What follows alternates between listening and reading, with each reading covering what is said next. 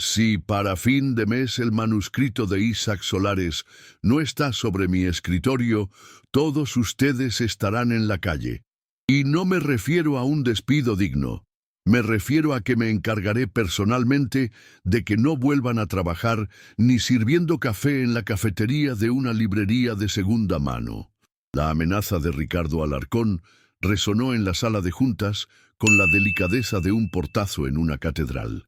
El silencio que siguió fue denso, pesado, cargado con el miedo no expresado de 20 personas cuyo sustento dependía del hombre que ahora los observaba como un emperador romano decidiendo el destino de sus gladiadores.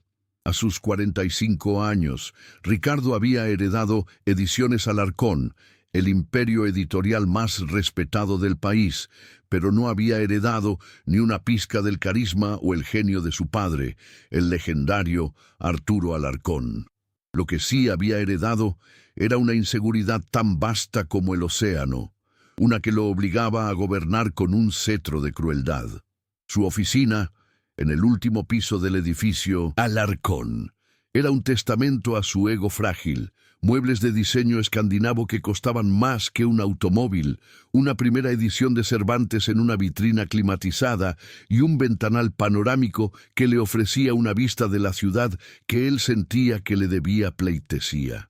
Pero Ricardo no disfrutaba de las vistas ni de los libros, disfrutaba el poder de ver el terror en los ojos de un editor veterano, de hacer temblar a un diseñador gráfico con una sola palabra, de convertir cada día de trabajo en una prueba de supervivencia psicológica para sus empleados. Señor Alarcón, Mónica, la editora en jefe con 30 años de experiencia y canas que atestiguaban cada batalla editorial ganada, intentó hablar.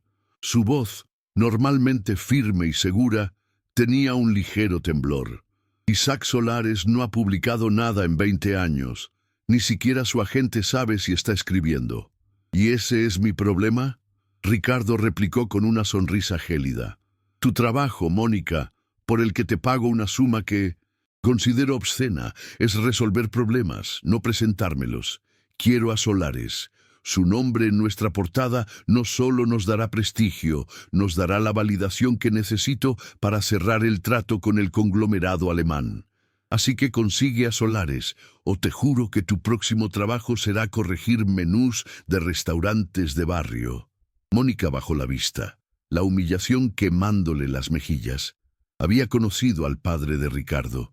Arturo Alarcón la había contratado, había sido su mentor. Arturo creía que la edición era un arte de colaboración y respeto. Su hijo, en cambio, la había convertido en un campo de batalla donde él era el único general, y todos los demás eran carne de cañón. Mientras la reunión se disolvía en una nube de pánico y desesperación, en el sótano del mismo edificio, en el archivo, un mundo completamente diferente respiraba al ritmo del papel antiguo y el polvo acumulado. Elías Rojas, de 24 años, movía una carretilla cargada de cajas polvorientas. Su uniforme gris de empleado de mantenimiento contrastaba brutalmente con los trajes de diseñador que se veían en los pisos superiores. Elías era prácticamente invisible, un fantasma que se deslizaba por los pasillos subterráneos, organizando el legado de un siglo de literatura. Pero en la mente de Elías existía un universo que Ricardo Alarcón no podría ni empezar a comprender. Cuando no estaba catalogando correspondencia antigua o buscando manuscritos olvidados, Elías escribía. En un pequeño apartamento en el Bindersheim, barrio más humilde de la ciudad, se convertía en el lector clandestino, el autor anónimo del blog literario más influyente y respetado del momento. Sin que nadie en Ediciones Alarcón lo supiera, el chico del archivo era el crítico literario que todos los editores de los pisos superiores leían con devoción cada mañana, el mismo crítico cuya opinión podía hundir o consagrar un libro. Ricardo Alarcón mismo había citado a El lector clandestino en varias reuniones, elogiando su agudeza intelectual sin parangón, sin tener idea de que el genio que admiraba era el mismo joven al que ignoraba cada día en los pasillos. El conflicto de Elías era profundo. Amaba los libros con una pasión que lo consumía, pero se sentía atrapado en el escalón más bajo de la industria que adoraba. Su trabajo en el archivo era un castigo y una bendición. Le pagaba las facturas de su madre enferma, pero también le daba acceso al corazón de la historia literaria. Y ese día, mientras organizaba una sección olvidada de correspondencia de los años 80, encontró algo que detuvo su corazón, una caja con la etiqueta Solares y, dentro, un fajo de cartas escritas a mano. No eran cartas de negocios, eran cartas personales, íntimas, entre Isaac Solares y Arturo Alarcón. Elías comenzó a leer, su pulso acelerándose con cada palabra. Las cartas revelaban una amistad profunda, una hermandad forjada en el amor por la literatura, y revelaban también el motivo del silencio de Solares, su última novela, una obra maestra que nunca fue publicada. Estaba dedicada a su hijo, quien había muerto trágicamente justo antes de su lanzamiento. El dolor había silenciado al escritor para siempre, pero había algo más. En la última carta, Arturo Alarcón le escribía a Solares: «Amigo mío, sé que tu dolor es inmenso, pero el mundo necesita tu voz. Cuando estés listo, cuando sientas que puedes volver a compartir tu genio, solo tienes que enviar una señal. Una sola palabra, Aurora, y yo sabré que es Aurora, la palabra secreta, la llave». Elías sintió un escalofrío. Tenía en sus manos la solución al problema que estaba aterrorizando a toda la editorial. Pero, ¿qué podía hacer él? Era el chico del archivo, un nadie. Si subía a la oficina de Ricardo Alarcón con esa información, lo más probable es que lo despidieran por hurgar en correspondencia privada. Pero si no hacía nada, vería a gente buena como Mónica perder sus trabajos por el capricho de un tirano. Esa noche, en su pequeño apartamento, Elías no escribió en su blog. Se quedó mirando la pared, sopesando el peso del silencio contra el riesgo de hablar. La tensión en Ediciones Alarcón se podía cortar con un cuchillo. Cada día que pasaba sin noticias de Isaac Solares, la crueldad de Ricardo se intensificaba. Despidió a un joven asistente por traerle un café que estaba, según él, deprimentemente tibio. Humilló a la jefa de diseño gráfico frente a todo su equipo, llamando a su propuesta de portada un insulto a la inteligencia visual. Los empleados caminaban por los pasillos de puntillas, evitando el contacto visual, comunicándose en susurros. El ambiente se había vuelto tan tóxico que la creatividad, el alma de cualquier editorial, se había asfixiado. Mónica estaba al borde del colapso. Había agotado todos sus contactos. Había enviado docenas de correos electrónicos a la agente de Solares, una mujer conocida como el Cerbero por su ferocidad al proteger a su cliente. Las respuestas, cuando llegaban, eran monosílabos fríos y cortantes. La desesperación la llevó a hacer algo que nunca había hecho en 30 años. Consideró rendirse. Mientras tanto, en el sótano, Elías vivía su propio tormento. Leía y releía las cartas entre Solares y Arturo Alarcón, sintiendo que estaba profanando algo sagrado, pero al mismo tiempo convencido de que la amistad entre esos dos gigantes literarios contenía la respuesta. No se trataba de un negocio, se trataba de una conexión humana. Ricardo, brutal y corporativo, nunca lo entendería. Un día, venciendo su miedo, Elías decidió actuar. Esperó a Mónica cerca del ascensor de servicio, un lugar que Ricardo nunca frecuentaría. «Señora Mónica», dijo en voz baja, sosteniendo una carpeta, «creo que encontré algo que podría ayudar con el señor Solares». Mónica, con ojeras profundas y la mirada perdida, apenas lo miró. «¿Tú?». ¿El chico del archivo? Mira, muchacho, aprecio la intención, pero estamos hablando de Isaac Solares, no de encontrar un libro perdido. Estoy demasiado ocupada para... Son cartas, insistió Elías, su voz ganando una urgencia tranquila. Cartas entre él y Arturo Alarcón. Hay una clave, una palabra. La mención del padre de Ricardo captó la atención de Mónica por un instante. Vio la seriedad en los ojos del joven, la inteligencia que brillaba detrás de su apariencia humilde. Por un segundo, su instinto de editora le dijo que escuchara, que ese chico tenía algo importante que decir. Pero el miedo, paralizante a Ricardo, ganó la batalla. No puedo, susurró, sacudiendo la cabeza. Si Ricardo se entera de que estoy escuchando a un empleado del archivo sobre el negocio más importante de la década, me crucificará. Lo siento, chico. De verdad. Mónica se alejó, dejando a Elías solo en el pasillo con su carpeta y su secreto. La decepción fue un golpe físico. Se dio cuenta de que el miedo de Ricardo no solo lo afectaba a él, era un veneno que había infectado a todos, paralizando incluso a las personas más valientes y competentes. En ese momento, Elías tomó una decisión. Si nadie más iba a actuar, lo haría él. No por la editorial, no por Ricardo, sino por Mónica, por el legado de Arturo Alarcón y por el respeto que sentía por Isaac Solares. Iba a subir al último piso, iba a enfrentar al dragón en su propia guarida.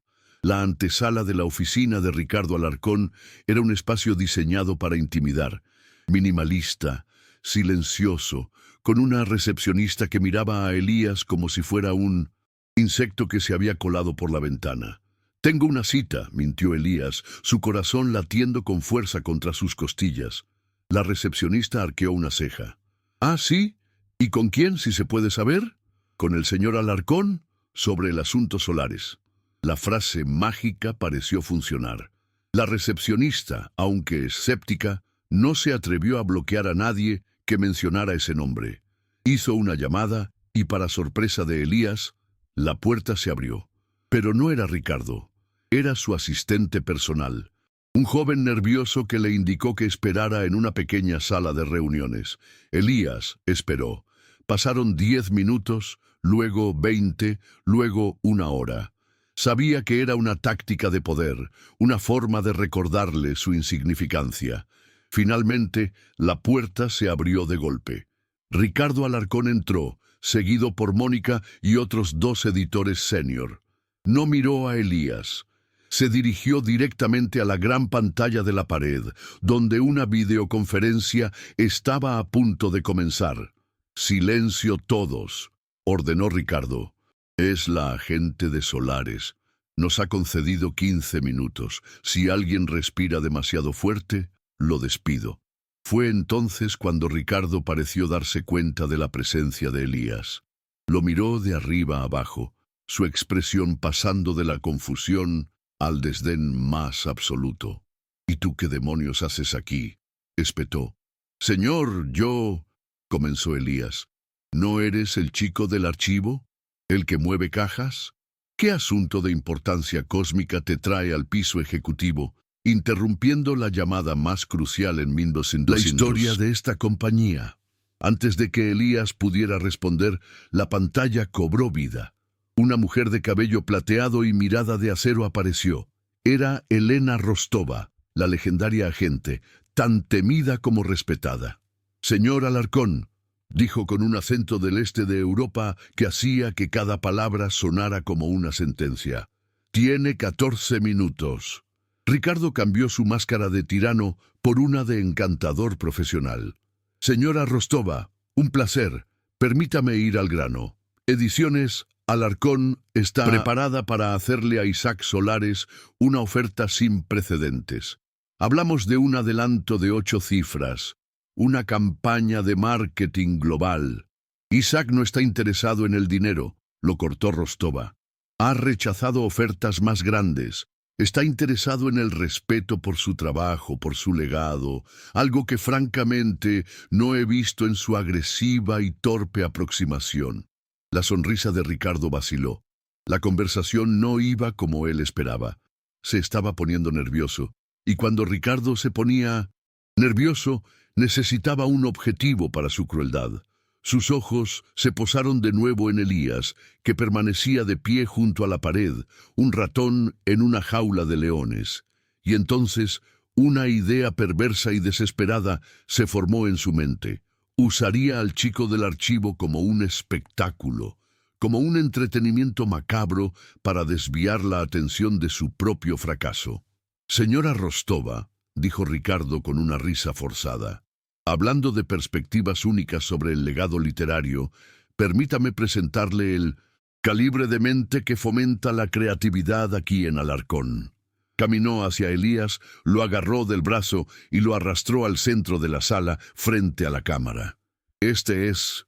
Lo siento. ¿Cuál es tu nombre? Elías Rojas, señor. Elías Rojas. Trabaja en nuestro archivo. Un joven con ambición. Él cree en su infinita sabiduría que tiene la clave para convencer al genio literario más grande de nuestro tiempo.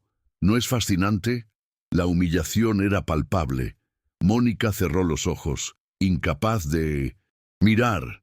«Vamos, Elías», continuó Ricardo, su voz goteando sarcasmo. «Ilumínanos. Comparte tu brillante estrategia con la señora Rostova. No seas tímido. El escenario es todo tuyo». El silencio en la sala era absoluto. Todos los ojos, incluyendo los de acero de Elena Rostova en la pantalla, estaban fijos en Elías. Ricardo sonreía, esperando ver al chico tartamudear, sonrojarse y huir. Esperaba una victoria fácil, una humillación que reafirmara su poder. Pero lo que sucedió a continuación, su sonrisa se congelara en su rostro para siempre. Elías respiró hondo. El miedo que había sentido se evaporó, reemplazado por una calma fría y una claridad absoluta. No miró a Ricardo, miró directamente a la cámara, a los ojos de Elena Rostova. «Señora Rostova», comenzó, su voz sorprendentemente firme y resonante. «El error que todos cometen al acercarse a Isaac Solares es tratarlo como un producto, como una leyenda, pero se olvidan del hombre, del escritor que en su obra magna, El laberinto de 1900, exploró la fragilidad de la memoria no como un concepto filosófico, sino como una herida personal». Ricardo parpadeó, desconcertado. No era la respuesta balbuceante que esperaba. Mónica abrió los ojos, intrigada. «Ustedes le ofrecen dinero y fama», continuó Elías. «Pero lo que él perdió no se puede comprar. Lo que su obra busca no es el aplauso, sino la conexión. Como escribió el crítico El lector clandestino hace unos meses, la prosa de Solares no es un monólogo, es una mano extendida, en la oscuridad, esperando encontrar otra». En la pantalla, la expresión de Elena Rostova cambió. El acero de sus ojos se derritió en algo parecido al asombro. Ricardo, por otro lado, se sentía cada vez más incómodo. Reconocía la cita. Él mismo la había elogiado. «Su silencio de 20 años no es arrogancia», dijo Elías, su voz ahora cargada de una empatía que llenaba la sala. «Es luto. Es el respeto por un dolor tan profundo que solo puede ser honrado con el silencio. El señor Alarcón, el padre», especificó, mirando brevemente a un Ricardo lívido, entendió esto, no lo presionó, le ofreció amistad y esperó una señal, una palabra. Elías hizo una pausa, dejando que el peso de sus palabras se asentara. Luego miró de nuevo a la cámara. Aurora. El efecto de esa única palabra fue como una detonación silenciosa. En la pantalla, Elena Rostova se quedó sin aliento. Se llevó una mano a la boca, sus ojos fijos en Elías con una incredulidad total. Ricardo se quedó incapaz de procesar lo que acababa de escuchar. ¿Cómo demonios sabía ese chico esa palabra? «¿Quién es usted?», susurró Rostova, su voz apenas audible. Ricardo intentó recuperar el control. «Es solo un empleado del archivo, un nadie que claramente ha estado hurgando donde no debe. Será despedido inmediatamente». «Cállese, Alarcón», lo interrumpió Rostova, su voz ahora un látigo. Miró a Elías con una intensidad que traspasaba la pantalla. «Usted citó a El Lector Clandestino. Isaac Solares lee ese blog religiosamente. Dice que es la única persona en el mundo que realmente entiende su alma de escritor. Me ha dicho en múltiples ocasiones: si alguna vez vuelvo a publicar, será con el editor que me traiga a ese hombre». El silencio que siguió fue tan profundo que se podía oír el zumbido del aire acondicionado. Ricardo miró a Elías, luego a la pantalla, y luego de nuevo a Elías. La sangre había desaparecido de su rostro. Una sospecha monstruosa, imposible, comenzaba a formarse en su mente. «Señora Rostova», dijo Mónica, dando un paso al frente por primera vez, su voz recuperando toda su fuerza. «Creo que el editor que busca no está en esta sala. Creo que está hablando directamente con él». Elena Rostova miró fijamente a Elías, sus ojos de experta analizando cada detalle del joven frente a ella. La ropa barata, la postura humilde, pero también la calma, la inteligencia y la profundidad en su mirada. «¿Es eso cierto, joven?», preguntó suavemente. «¿Es usted el lector clandestino?» Elías no respondió con palabras, simplemente asintió lentamente. El mundo de Ricardo Alarcón se hizo añicos. El genio anónimo que había admirado, el crítico cuya aprobación había anhelado en secreto, la única persona que podía conseguirle el trato de su vida era el chico invisible del archivo. El mismo chico al que acababa de humillar públicamente, al que había intentado destruir frente a todos. La ironía era tan brutal, tan absoluta, que le robó el aliento. «Señora Rostova», continuó Elías, ignorando por completo a un Ricardo catatónico, «la razón por la que hablé no fue para conseguir un trato. Fue porque el legado de amistad entre Arturo Alarcón e Isaac Solares merece ser honrado, no explotado. Si el señor Solares decide volver a publicar, debería ser en un lugar que entienda que los libros son más que productos. Son el alma de las personas convertida en tinta y papel». Elena Rostova sonrió por primera vez. Era una sonrisa genuina, cálida, que transformó su rostro severo. «Señor Rojas», dijo, su voz llena de un respeto que nunca le había mostrado a Ricardo, «Isaac Solares querrá hablar con usted. Personalmente, le llamaré en 1 hora para coordinar». Y con eso, la pantalla se quedó en negro, dejando a la sala de juntas sumida en un silencio atronador. El eco de las palabras de Elena Rostova aún flotaba en el aire cuando la primera ficha de dominó cayó. Fue Mónica. Se giró hacia Ricardo y por primera vez en años no había miedo en sus ojos. Había lástima. 30 años, dijo, su voz tranquila pero cortante. 30 años he dedicado a esta editorial. Vi a tu padre construirla sobre una base de respeto por el talento, y te he visto a ti, durante 5 años, intentar demolerla con tu inseguridad. Mónica, tú no entiendes, balbuceó Ricardo, retrocediendo como si lo hubieran golpeado. Oh, entiendo perfectamente, replicó ella. Entiendo que has estado tan aterrorizado de no estar a la altura de tu padre, que has confundido la crueldad con la fuerza. Has silenciado a cada persona talentosa en este edificio por miedo a que su luz opaque la tuya. Se giró hacia los otros editores. ¿Cuántas ideas brillantes han muerto en sus escritorios porque tenían miedo de presentárselas a él? ¿Cuántos autores prometedores hemos perdido porque su visión era la única que importaba? Un joven editor, conocido por su timidez, dio un paso al frente. «Yo», dijo, su voz temblando pero decidida, «yo descubrí a una joven poeta el año pasado. Su trabajo era sublime. El señor Alarcón dijo que la poesía no vendía y usó mi propuesta para limpiarse los zapatos, literalmente, frente a mí. Esa poeta acaba de ganar el premio nacional». Otra editora se unió. A mí me obligó a rechazar un manuscrito de no ficción sobre historia económica porque el autor era un profesor universitario y él dijo que los académicos son aburridos. Ese libro ha estado en la lista de los más vendidos durante 6 meses, con nuestra competencia directa. Uno por uno, los empleados comenzaron a hablar. Las historias de humillación, de ideas aplastadas, de talento desperdiciado, llenaron la sala. No eran gritos de ira, eran testimonios tranquilos y devastadores de una cultura tóxica que había estado pudriendo la editorial desde dentro.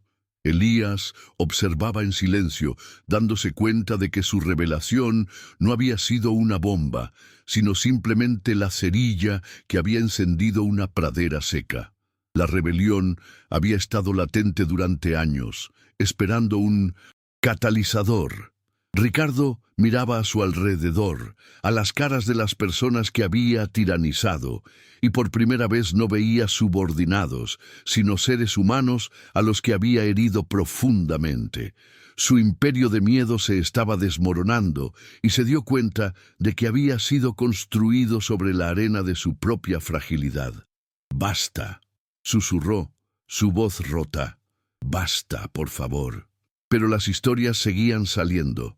El jefe de diseño habló de cómo Ricardo había rechazado portadas icónicas para imponer sus propios diseños de aficionado.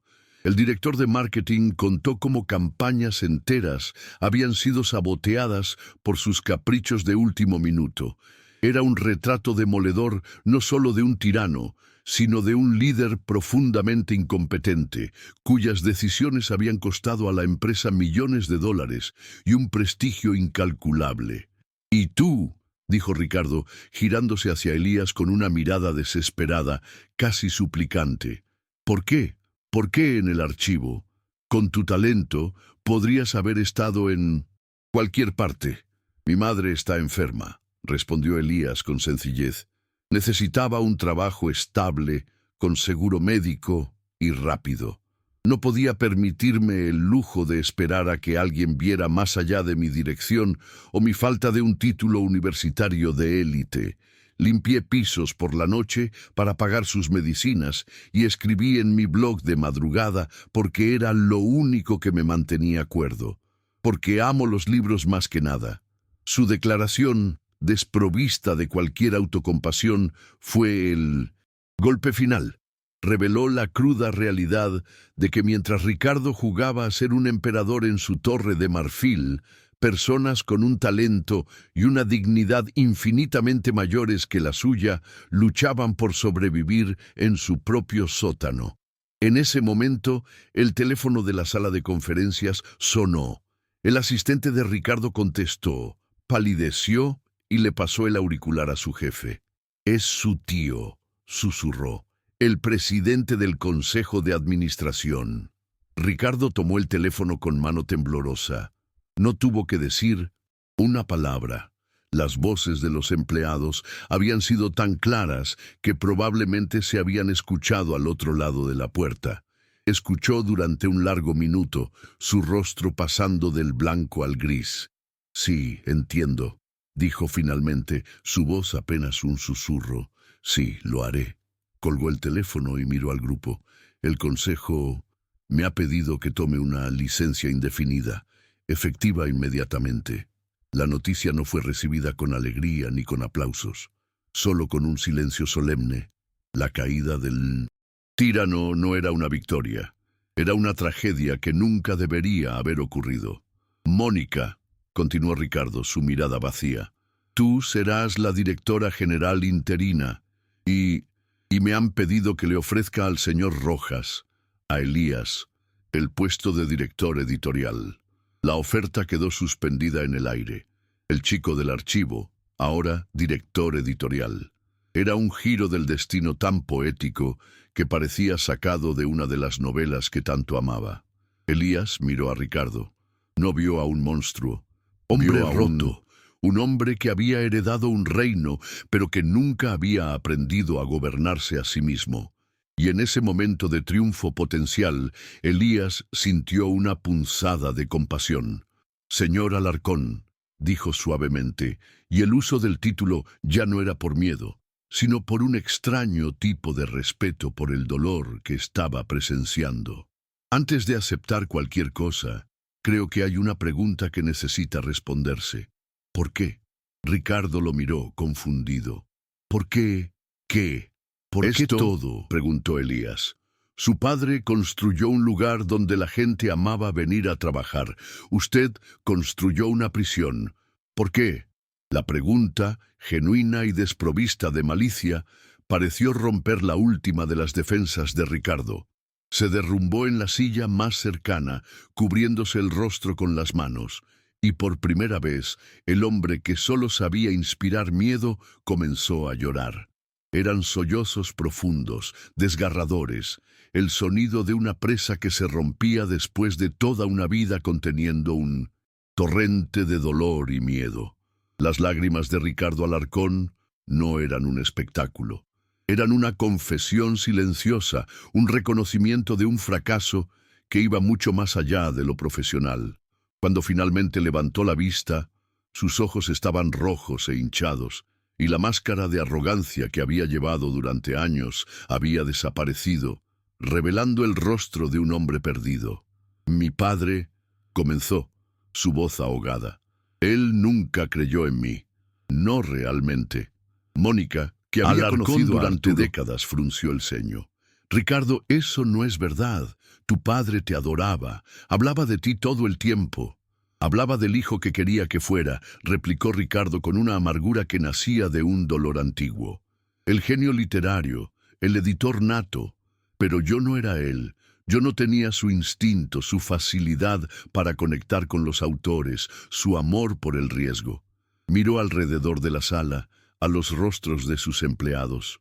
Cuando él murió y me dejó a cargo, sentí pánico. Cada día entraba en esta oficina y sentía su fantasma juzgándome desde su retrato. Cada decisión que tomaba, me preguntaba, ¿qué habría hecho Arturo Alarcón? Y sabía que la respuesta siempre era, algo mejor. La revelación fue asombrosa. El tirano no había sido impulsado por el poder, sino por la ausencia de él. Su crueldad no era una manifestación de superioridad, sino un escudo desesperado para ocultar su abrumador sentimiento de inferioridad. La humillación, continuó, mirando a Elías, se convirtió en una droga. Cuando te hacía sentir pequeño a ti por un momento, yo me sentía grande. Cuando veía miedo en tus ojos, no tenía que enfrentar el mío propio. Era más fácil destruir que intentar construir algo que nunca estaría a la altura de lo que él creó. Elías escuchaba, y la ira que podría haber sentido se disolvió en una profunda tristeza. Vio el trágico círculo vicioso.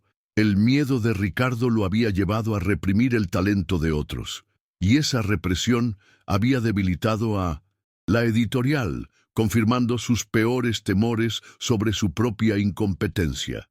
El día que mi padre me nombró su sucesor, confesó Ricardo, me llevó a su biblioteca. Sacó un manuscrito encuadernado en cuero. Era su única novela, la que escribió antes de convertirse en editor. Me dijo, léela cuando sientas que has perdido el rumbo. Nunca la leí. Tenía demasiado miedo. Miedo de que fuera una obra maestra y confirmara que yo nunca tendría su talento. O peor, miedo de que fuera terrible y destrozara la imagen del Dios que había construido en mi cabeza. En ese momento, Elías supo lo que tenía que hacer. Salió silenciosamente de la sala. Los demás se quedaron, sin saber qué decir, presenciando el desnudo emocional de un hombre que nunca antes había mostrado una pizca de vulnerabilidad. Elías bajó al archivo, a su santuario. Se movió con una certeza absoluta hacia una sección segura donde se guardaban los documentos personales de la familia Alarcón. Allí estaba, un único volumen encuadernado, en cuero. Lo tomó con cuidado y regresó al último piso. Entró de nuevo en la sala de juntas y, sin decir una palabra, colocó el manuscrito sobre la mesa frente a Ricardo. Quizás, dijo Elías suavemente, Ha llegado el momento de leerlo. Ricardo miró el libro como si fuera un artefacto de otro mundo. Lentamente, extendió una mano temblorosa y lo abrió. Leyó la primera página, luego la segunda. Un silencio absoluto se apoderó de la sala mientras el ex tirano se perdía en las palabras de su padre. Después de varios minutos, levantó la vista y sus ojos estaban llenos de una emoción que nadie podía descifrar. No es una obra maestra, susurró. Es buena, sólida, pero humana, con fallos, con dudas. Se rió, una risa extraña, liberadora. Durante toda mi vida he estado compitiendo contra un mito, pero él era solo un hombre que amaba los libros y que probablemente también tenía miedo. Se giró hacia Mónica. Él te eligió a ti, ¿verdad? Para ser su sucesora, asintió lentamente. Mónica. Me lo ofreció un año antes de morir. Le dije que no. Le dije que el lugar le correspondía a su hijo. Le dije que tú necesitabas la oportunidad de crecer. El golpe final para Ricardo no fue de humillación, sino de una comprensión abrumadora. La persona que más había contribuido a su ascenso había sido la misma a la que más se había esforzado por destruir. Y su padre no lo había encarcelado con sus expectativas. Él mismo se había construido la prisión. 6 meses después, Ediciones. Alarcón era irreconocible. La atmósfera de miedo había sido reemplazada por un zumbido de energía creativa.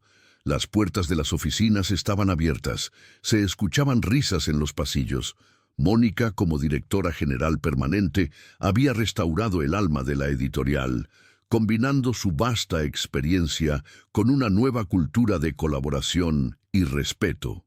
Elías Rojas, como director editorial, había demostrado ser un prodigio. No solo había cerrado el trato con Isaac Solares, cuya nueva novela, Aurora, estaba a punto de publicarse y ya se consideraba el acontecimiento literario del siglo, sino que también había creado un nuevo sello dentro de la editorial llamado Voces Clandestinas, dedicado a descubrir talentos de entornos no tradicionales. Su primera adquisición, la joven poeta que Ricardo había despreciado, ya había ganado un segundo premio prestigioso bajo el nuevo sello.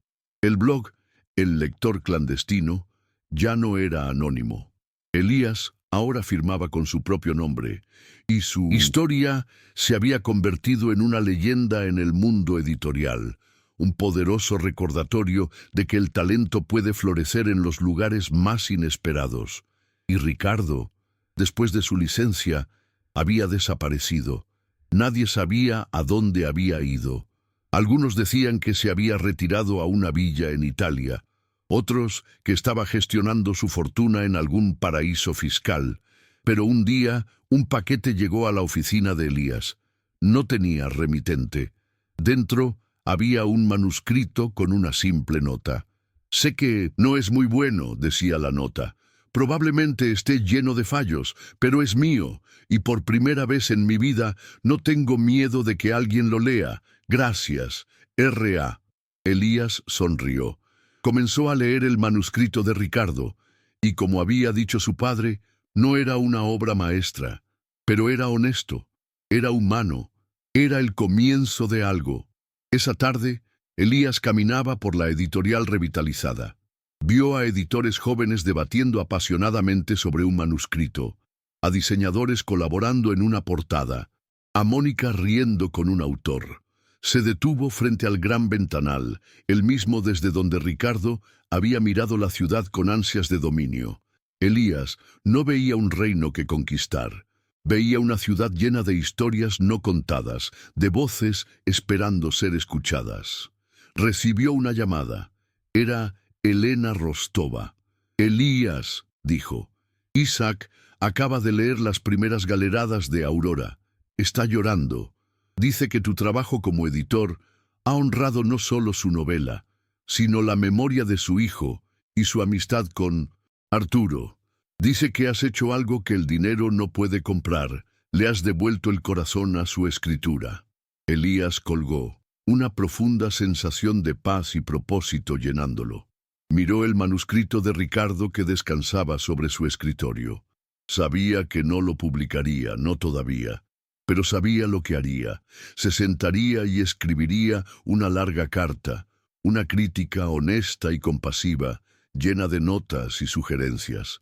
No como un director editorial a un aspirante, sino como un lector a otro, porque había aprendido la lección más importante de todas, una que Arturo Alarcón y su amigo Isaac Solares habían entendido mucho antes, que la verdadera esencia de la literatura, y quizás de la vida misma, no residía en el juicio, sino en la empatía, no en el poder, sino en la conexión, y esa era una editorial que valía la pena construir.